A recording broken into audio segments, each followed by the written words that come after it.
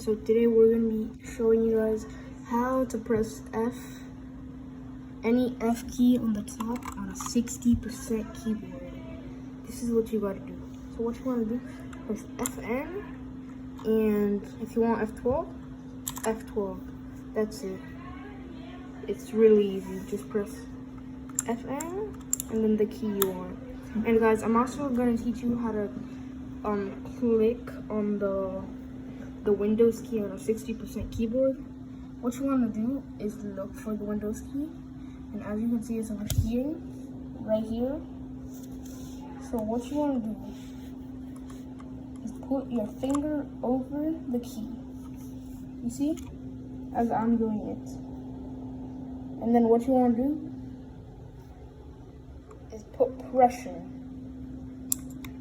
until it presses.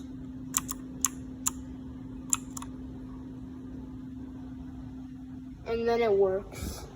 Pretty easy, guys, honestly.